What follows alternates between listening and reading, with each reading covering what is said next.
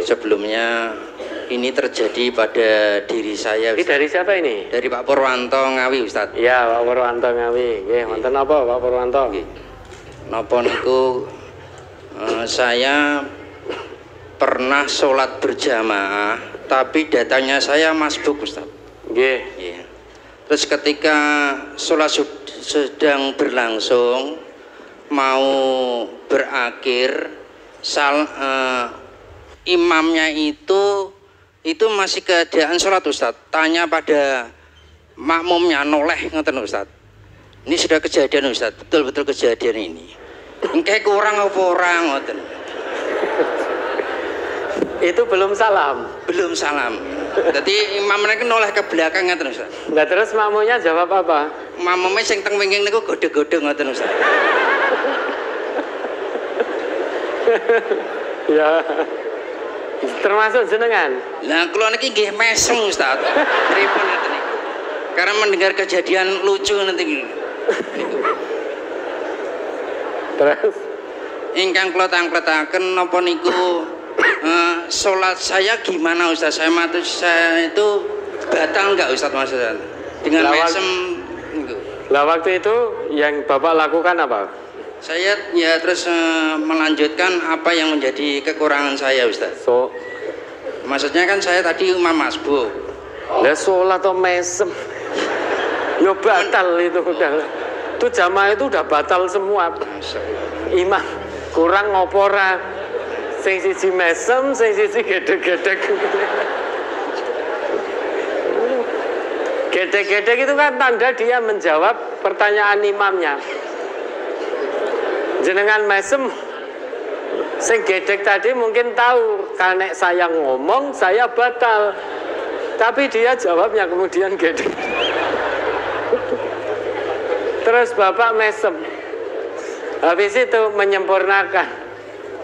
Nah, itu sudah sama saja batal semua. Ya sudah, tidak perlu mengulang karena dulu belum tahu.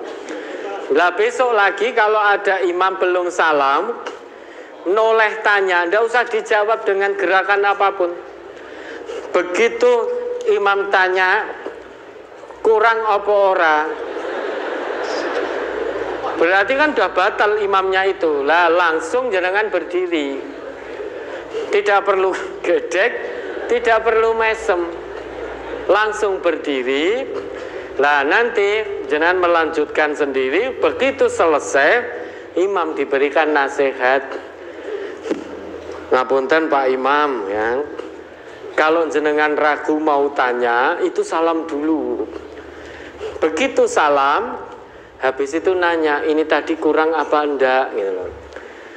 Kalau makmumnya juga ikut salam, makmumnya ikut salam dulu. Begitu imamnya tanya, oh kurang satu, ya sudah imam langsung takbir lagi, menyempurnakan satu rakaat sebagaimana dulu yang dilakukan oleh Rasulullah. Ketika yang seharusnya sholat 4 rakaat, beliau 2 rakaat sudah salam. Kemudian jamaah bertanya, ya Rasulullah, aku sirat hadis sholat, apakah sholat ini dikosor? Nabi menjawab tidak. Terus sahabat mengatakan, sungguh Rasulullah engkau sholat 2 rakaat. Kemudian Nabi bertanya, betul demikian apa yang dikatakan fulan? Yang lain menjawab, betul ya Rasulullah. Kemudian beliau langsung berdiri 2 rakaat, menyempurnakan yang kurang 2. Tapi itu sudah salam. Nah maka imamnya besok lagi diberi nasihat itu. Misalkan ragu, salam dulu Pak Imam. Nah nanti ketika imamnya salam, kita makmum semua salam.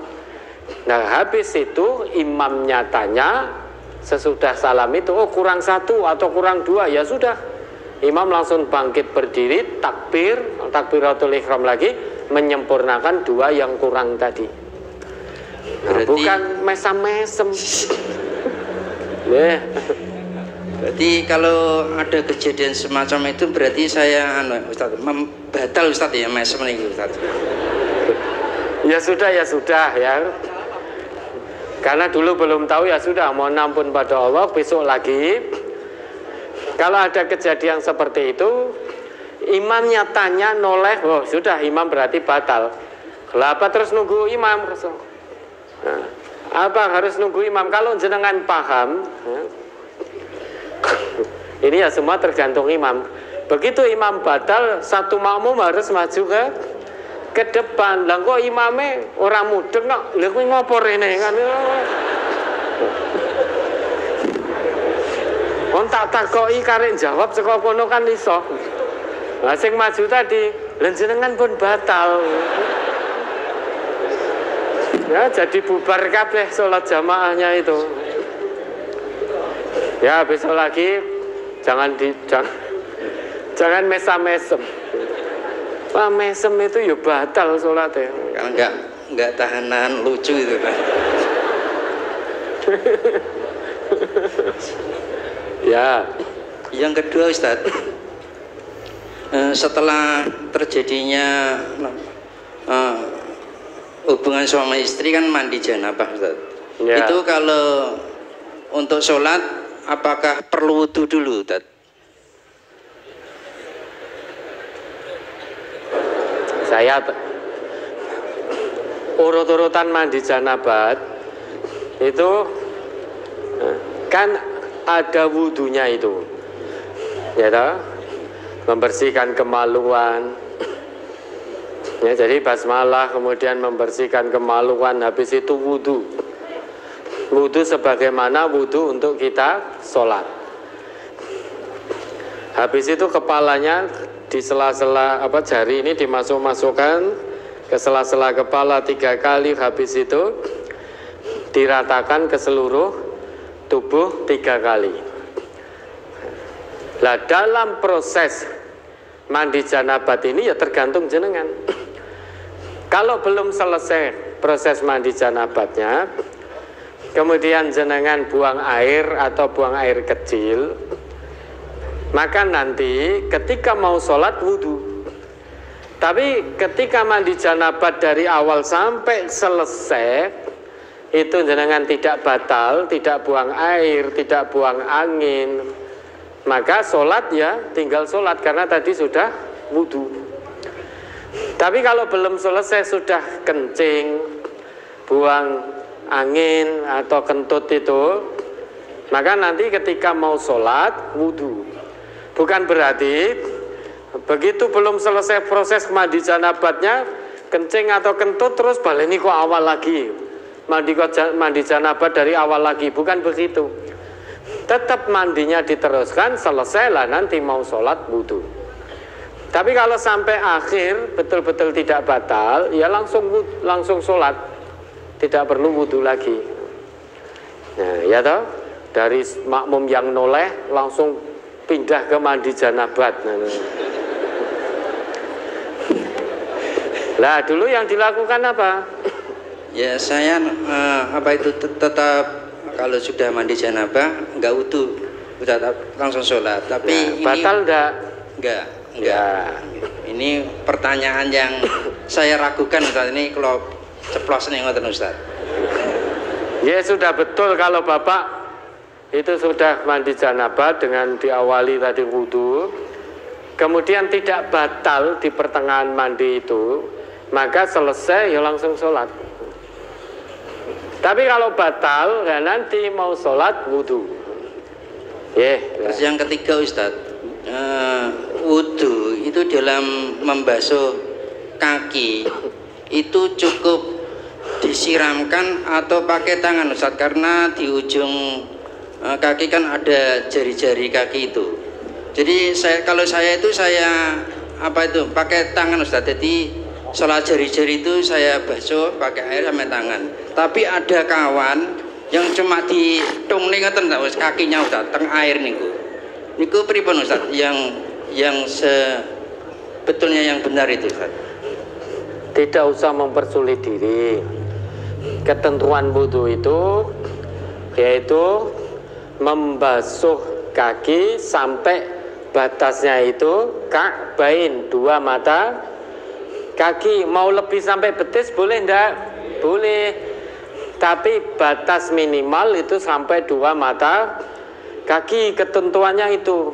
Lah panjenengan mau dengan jari di sela-sela dibersihkan ya boleh, mau diguyur begitu juga boleh, tidak usah mempersulit diri.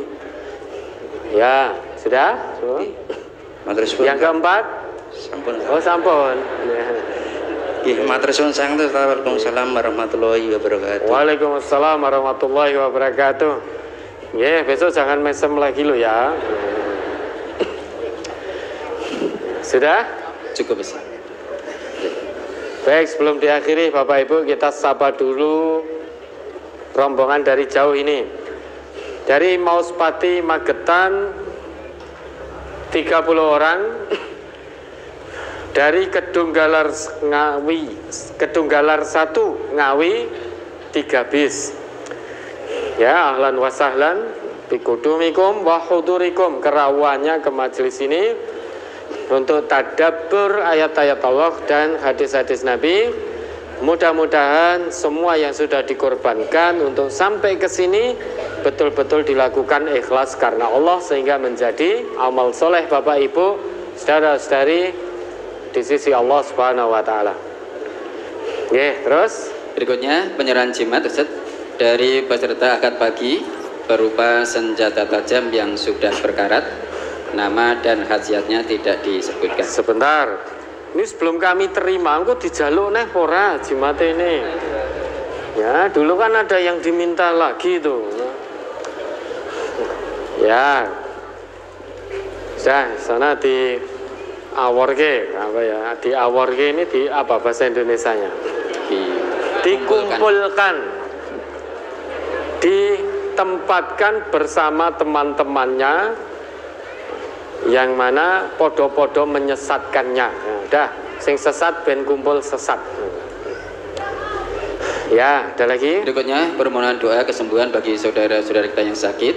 Ibu Siti Munawaroh Kalijambe 2, Bapak Sunarno Sukodono 1, Ibu Hartati Ambarawa, Bapak Suyat, Bapak dan Ibu Bambang, Ibu Suharti Supeno dan Bapak Budi Harto dari Cepu, Ibu Warsi Kedung Ringin, Bapak Supardi Sine 2, Mas Indra Jogja, Ibu Sukiyem Weru 3, anak Muhammad Habib dan Bapak Paino Kebak Kramat 2, Saudara Daris Agista Ramdhani Wonosobo, Bapak Suryono, Bapak Aswadi dan Bapak Gumiran dari Pitungawi, Bu Las, Bu Listri, Bu Siti Fatimah, Bapak Abdul Ponimin dan Bapak Sadiman dari Padas Ngawi. Kemudian anak Afifah Jebre 1, Bapak Supriyono dan Ibu Woro Supartinah dari Kandangan, Bapak Joko Prabowo Tawangmangu 2, Bapak Tusiman, Bapak Rukiman dan Bapak Selamat Mojolaban, Ibu Lasyem Karang Malang 4. Semuanya sakit, mohon doa kesembuhannya Ustaz. Mari kita doakan. Allahumma syfihim, Allahumma syfihim, Allahumma syfihim. Ya, semoga ikhlas, sabar, tawakal. Mudah-mudahan ini menjadi kafaroh penggugur dosa-dosa dari Allah. Ya, tetap sabar, ikhlas, tawakal menjalani ujian iman dan takwa dari Allah ini. Ya, Hasan. Berikutnya doa bagi saudara kita yang meninggal. 1 Bapak Daryanto Masaran 2, 2 Ibu Wakinem Komusu 1, 3 Bapak Sukino dari Sine 2, 4 Mbah Marto Rejo dari Karangmalang 4. Ada 4 tersebut. Ada tambah 1 lagi dari Potronayan 1, seorang ibu-ibu guru TK kita, siapa itu namanya, lupa saya. Ibu siapa coba pakai pengeras suara? Ini Rabunya itu ketemu saya beliau ini. Mohon untuk disemangati, dikuatkan ini itu dan lain sebagainya. Alhamdulillah beliau betul-betul kuat menjalani ujian itu karena sakit yang bukan ringan sakitnya. Namun secara lahir Allah turunkan afiah kepada beliau. Ibu Murni.